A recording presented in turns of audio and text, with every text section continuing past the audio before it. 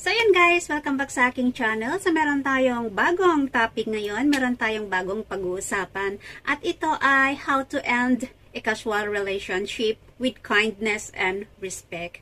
Ang ibig kong sabihin dito sa casual relationship is yung may relasyon kayo pero parang boyfriend-girlfriend lang. Yung wala kayong future plans na magsama or wala kayong plano na magpakasal, yung ganun. Kumbaga parang ano lang siya, parang hook up na relasyon lang. Pero kahit ganun man, syempre masakit diba na makikipaghiwalay ka sa taong parang nakasanayan mo ng makakasama or nakasanayan mo ng nakakausap araw-araw, yung kahit papaano is nagkaroon siya ng special spot sa iyong buhay. Yun nga lang, wala kayong future plans together na magsama or magpakasal or bumuo ng isang pamilya. So, bibigyan ko kayo guys ng tips paano i-end ang isang relasyon na yung may respeto pa rin at yung kind ka pa rin sa iyong naging karelasyon. So, samahan nyo ako guys, okay?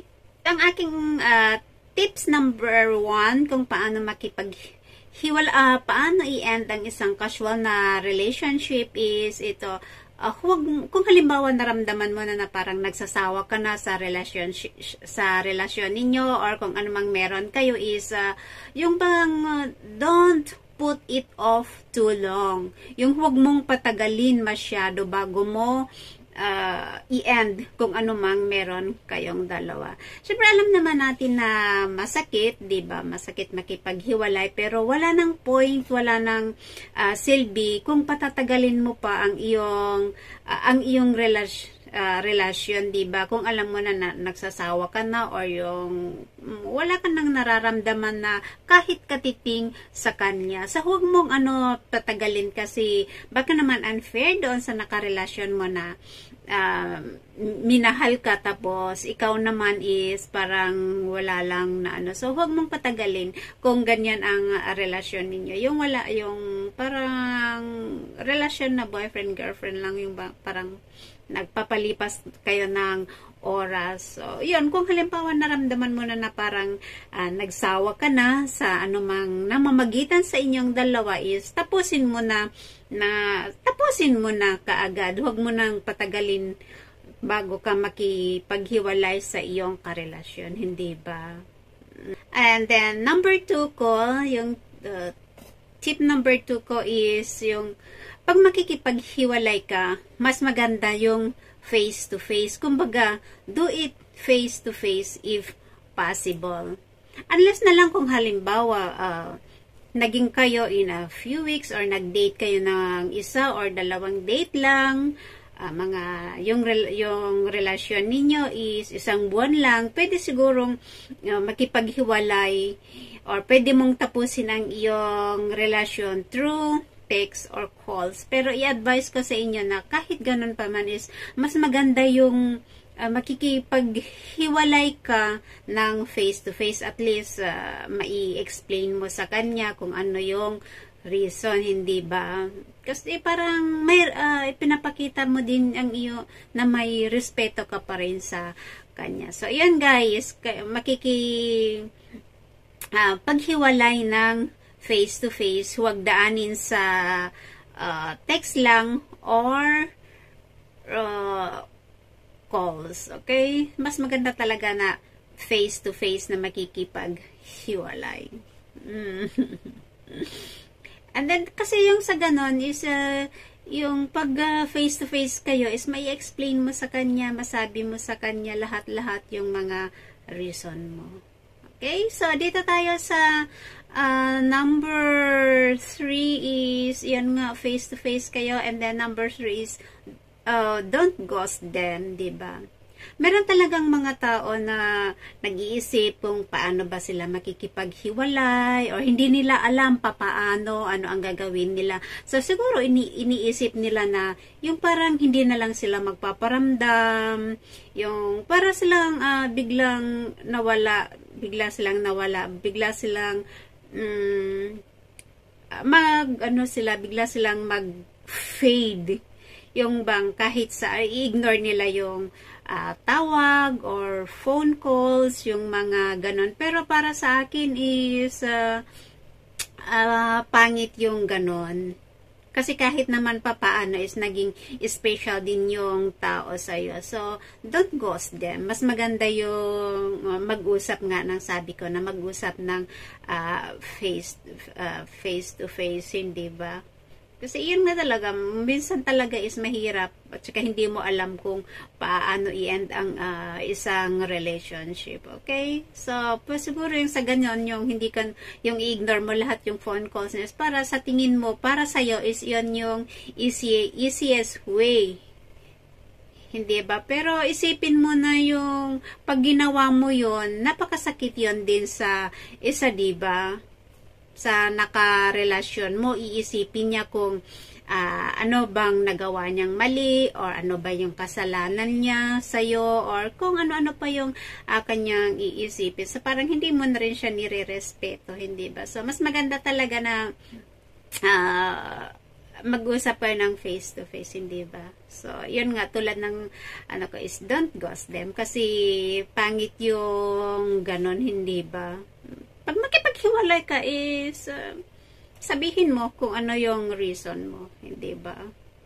So, ito naman is, dito na tayo sa number 4 is, kung ganyan na nga yung nararamdaman mo. Sa number 4 is, pumili ka ng ano, yung time, yung tamang, kung baga, choose an appropriate time and place kung saan kayo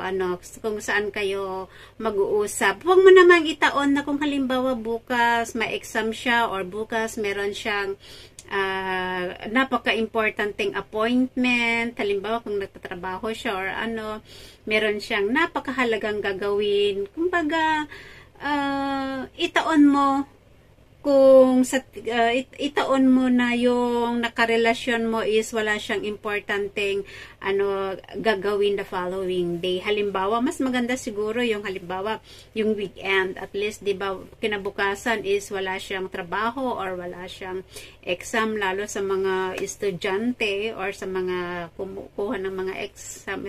Tsaka pumili kayo ng tamang lugar. Kung halimbawa, in a private place para kahit kung halimbawa yung babae tapos yung babae syempre hindi mo maiwasan yan, iiyak siya. At least pag nasa private place kayo, hindi siya mapapahiya sa sa mga ibang tao. Wherein kung halimbawa pipiliin mo na makipag-break ka sa kanya sa park, so syempre hindi mo naman talaga maiwasan na mag-break out yung babae. So, pag iiyak siya or mag-iiskandalo siya, edi kawawa naman siya yung mapapahiya. So, yun guys, ang payo ko sa inyo is choose an appropriate time and place. Pero para at least makapag-usap din kayo ng maayos, hindi ba? And then, next tip ko is magiging honest ka sa kanya. At saka be honest and kind. Huwag mong gamitin yung words yung lagi nilang sinasabi na it's not you, it's me. Hindi ikaw yung may kasalanan, kundi ako. Unless kung talagang ikaw yung may mali. Pero kung halimbawa siya yung halimbawa meron kang hindi na gustuhan sa kanya or basta sabihin mo, magiging honest ka talaga sa kanya kung ano yung nararamdaman mo or kung sabihin mo talaga sa kanya kung ano yung reason mo, kasi sigurado naman ako na maiintindihan kanya. Isa pa, wala namang yung relasyon yun naman is casual na relasyon lang, hindi ba? Wala pang mga plano-plano or dreams kayong dalawa. Yung mga future plans, ganon. So, yon. So, magiging ka sa kanya. Magiging honest at saka kind ka sa kanya. And then, of course, dito nga, magiging honest and kind ka sa kanya, hindi ba? So, dito sa next tip ko is, emphasize mo yung positive. Halimbawa, emphasize the positive. Sabihin mo sa kanya kung ano yung mga positive na qualities niya, yung mga yung halimbawa, I love the way you smile, nagugustuhan ko pag-aalaga mo sa akin. Basta kung ano-ano yung mga qualities na nagustuhan mo sa kanya para hindi mag-isip yung partner mo na siguro ang sama-sama ko or bad ako, kaya niya ako hiniwalayan, yung ganon. So, magiging emphasize the positive na sa kanya din. Yung mga magaganda niyang katangian. So, yun. And then, last siguro na aking tips is, once na naghiwalay kayo, once you've broken up, don't muddy the waters, hindi ba? Hindi yung sasabihin mo na, pwede pa naman tayong, maging magkaibigan, or kung di ba meron talagang yung ganun na, sinabi, pwede, kahit ganito, kahit maghiwalay tayo, pwede pa naman tayong magkaibigan. Kumbaga parang pampalubag loob mo. Pero para sa akin is, pag once na nakipaghiwalay ka na sa kanya is, hayaan mo muna yung kayong dalawa na mag-move on, hindi ba? Kasi kahit naman papaano siguro is, yan nga tulad ng sabi ko kanina is naging special din kaya sa isa't isa. Yun nga lang, yung relasyon nyo is casual lang, hindi ba? So, pag halimbawa ganun nga, sinabi mo na lahat-lahat, ginawa mo lahat, tapos nakikipaghiwalay ka na sa lahat, huwag mong sabihin sa kanya, pwede pa naman tayong magkaibigan eh. Kumbaga, hayaan mo. Oo, pwede kayong magkaibigan, pero hayaan mo muna na hayaan mong mag-move on siya at saka ikaw din. Yun. Huwag mo muna. Hindi yung paghalimbawa nakipag-break ka ngayon, tapos bukas kukumustahin mo siya, o kumusta ka, anong i-expect mo? Sasabihin ba niya sa'yo na, I'm okay, unless kung talaga na yung parang wala din siyang nararamdaman sa'yo na kahit katiting. So, syempre, pag ganyan yung kukumustahin mo, I'm okay, yung ganun. Pero, i-advise ko talaga is, huwag mo muna siyang guluhin kung ikaw yung nakikipaghiwalay sa kanya. Okay, hayaan mo muna siyang mag-move on.